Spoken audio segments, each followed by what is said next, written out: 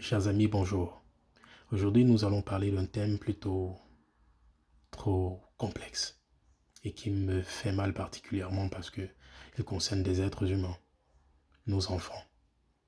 Mais alors, ça concerne les enfants dans les couples. Comment est-ce que ça se passe lorsqu'il y a crise? Quel est le sort réservé à nos enfants lorsque nous finissons par prendre la décision de nous séparer? Comment est-ce que ces enfants-là finissent par s'en sortir? Quelles sont les opportunités? Quelles sont les seules voies qui leur sont désormais possibles afin de s'en sortir? Auparavant, chez nous, l'éducation était telle que l'enfant, à un certain moment, jusqu'à un certain âge, n'avait pas son mot à dire. Il était éduqué par tout le monde. Le voisin, le père, le frère, le cousin, tout le monde passait par là. Il subissait de tous, mais alors, c'était toujours dans le seul et unique but de lui apporter ce dont il a besoin pour faire face aux difficultés de la vie. Au jour d'aujourd'hui, avec l'occidentalisation, nous avons presque tout abandonné. Ce mode de vie-là, nous ne l'utilisons plus. C'est chacun pour soi. Les familles se sont éclatées. Chacun préfère rester avec les siens. Ma famille, c'est ma femme et mes enfants. Mon frère, tant pis pour lui s'il abandonne ses charges. Ses enfants, si jamais il n'est pas là, c'est tant pis pour ses enfants. Si jamais il a des problèmes ou bien il se sépare de sa femme, c'est tant pis pour ses enfants. Il n'aura qu'à se battre. La vie n'est pas facile. Donc aujourd'hui, tout est sens dessus dessous par rapport à l'éducation que nous avons su observer de nos grands-parents, de nos parents, même encore dans la moindre mesure. Au jour d'aujourd'hui, c'est complètement différent. La génération précédente n'a pas fait beaucoup d'efforts dans ce sens et n'a pas beaucoup impulsé l'éducation que nous autres devions avoir pour la suite. Ça fait que les enfants qui naissent aujourd'hui et qui ont le malheur de voir leurs parents se séparer, ils sont abandonnés carrément à eux. Ils trouvent entre autres les voies et moyens pour s'en sortir.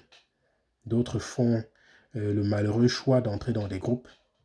D'autres s'abandonnent à des amis avec des mentalités que nous ne pouvons même pas soupçonner. Nous ne les connaissons pas. C'est des êtres qui ont été éduqués par d'autres, nouvellement éduqués, comme je disais tantôt, c'est-à-dire le sérieux n'est pas évident, n'est pas assuré, n'est pas toujours évident. Combien de cas ont eu la chance de tomber sur de bonnes personnes? Et quel en est le résultat aujourd'hui alors de ceux qui tombent sur les mauvaises personnes? Nous avons plus de délinquants, des enfants qui versent plus dans la délinquance, dans la débauche, ceux qui pensent que l'argent c'est facile, ceux qui pensent que réussir dans la vie c'est absolument appliquer certaines pratiques que nous jugeons tous illégales, immorales. Mais alors, ils se sentent bien obligés puisque de toutes les façons ils se disent la vie ne m'offre que ça, alors qu'est-ce que je fais? Je ne vais pas cracher dessus. Je n'ai pas de choix. Qu'est-ce que nous avons fait de nos enfants? Là est la question centrale du jour. Malheureusement, rien. Nous sommes en train de perdre de la vitesse là-dessus aussi. Nos enfants sont en train de se mourir. L'éducation que nous devions leur transmettre, nous ne la transmettons plus. Aujourd'hui, le résultat est catastrophique. Regardons tout autour de nous. Combien sont ces couples-là qui réussissent à tenir et mener à bien l'éducation de leurs enfants jusqu'à ce qu'ils deviennent de bonnes personnes? La séparation est aussi possible après, mais généralement nous ne l'appliquons pas. Chacun pense d'abord à lui. Chacun, dans un égoïsme qui nous caractérise davantage aujourd'hui, ne pense qu'à sa petite personne. Si jamais je reste avec celle-ci, je ne vais pas m'en sortir. Il faut absolument que je cours parce que le temps ne me laisse pas beaucoup de chance. Je suis en train de prendre de l'âge. Pour les femmes encore, c'est grave. Je ne peux pas continuer à rester avec lui, il m'embête. Et voilà, quand je vais me réveiller, je serai déjà vieille, je n'aurai plus de chance. On passe partout, par toutes sortes de motivations. On a des motifs, mais on oublie nos enfants.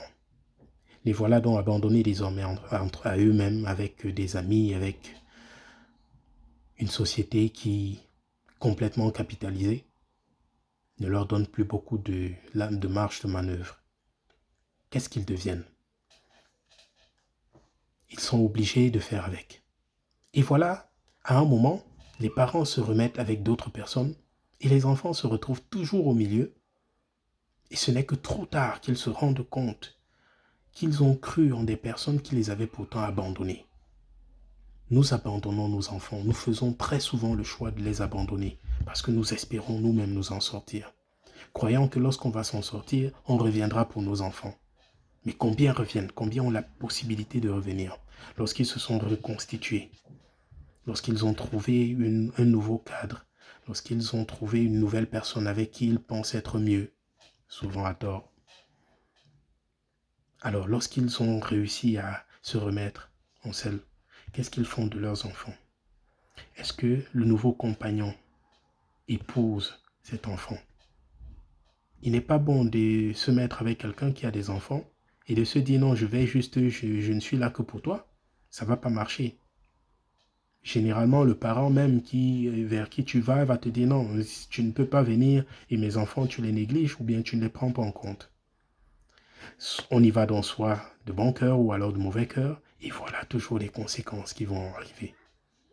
Tôt ou tard, cet enfant finit par ressentir que vous ne l'aimez pas, vous ne l'appréciez pas, que vous n'êtes pas le parent qu'il aurait souhaité avoir, que son parent a disparu.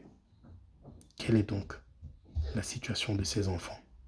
Mes chers frères, essayons vraiment le plus souvent de prendre toute réflexion faite le bon côté des choses.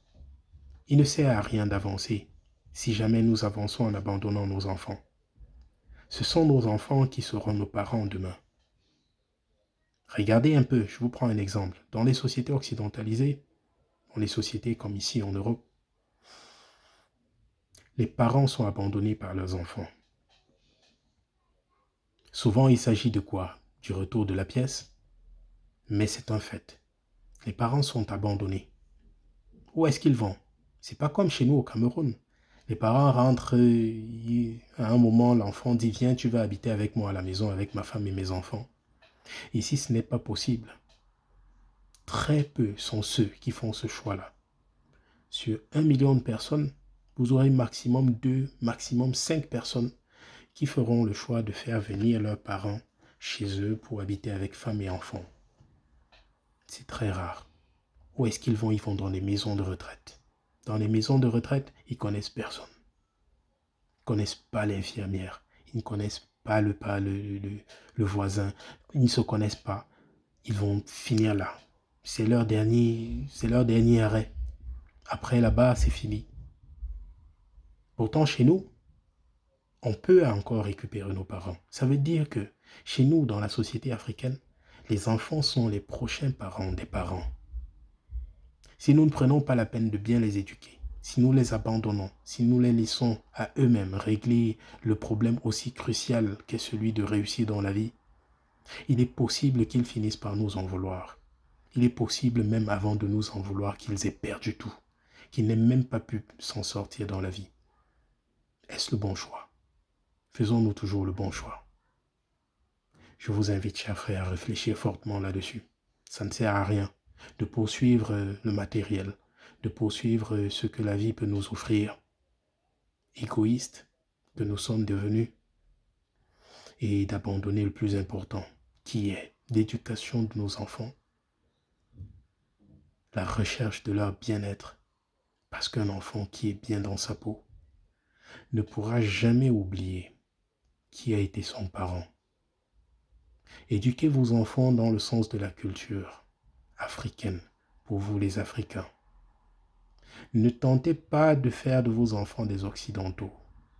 Si vous faites de vos enfants les Occidentaux, croyez-moi, vous allez finir comme les Occidentaux, parce qu'ils seront vos enfants devenus des Occidentaux eux aussi. Prenons la peine. Souvenons-nous de ce que nous avons à faire en tant que parents. Souvenons-nous de nos tâches, de nos obligations envers nos enfants. Mettre un enfant au monde, ça peut faire plaisir. On va dire, bon, je ne suis plus simple célibataire, sans enfant et tout. Non. Je suis désormais une mère d'enfant. Je suis désormais un papa. Mais est-ce que parler avec la bouche là, je suis papa, je suis maman, ça fait l'éducation de nos enfants? Non. Combien de nous là, combien d'entre nous aujourd'hui ne choisissons l'argent, la recherche, les travaux de nuit et tout sans possibilité pour nos enfants d'être sociabilisés pendant que nous ne sommes pas là. Nous sommes dans une société qui court. Si vous sortez travailler la nuit et que vous êtes seul, si vous n'avez personne qui peut veiller sur vos enfants, c'est bonjour la catastrophe. Parce que vous ne savez pas ce que votre enfant fait quand vous n'êtes pas là. Est-ce qu'il faut donc faire le choix du travail à l'enfant, à son éducation? Est-ce qu'on doit aller chercher l'argent et laisser l'enfant à la maison, l'enfermer? Ou alors on doit chercher un travail qui nous permet et de gagner de l'argent et d'éduquer notre enfant, qui est notre pièce maîtresse, qui est notre parent de demain. Pas parce qu'il doit être notre parent de demain, mais aussi parce qu'il a une grande fierté pour un parent de voir son enfant réussir dans la vie. Je vous dis merci pour m'avoir écouté. À la prochaine, avec un nouveau thème. J'espère que celui-ci vous intéressera. Bonne journée. Je prie surtout pour qu'il vous parle, parce que demain, c'est demain. Ciao.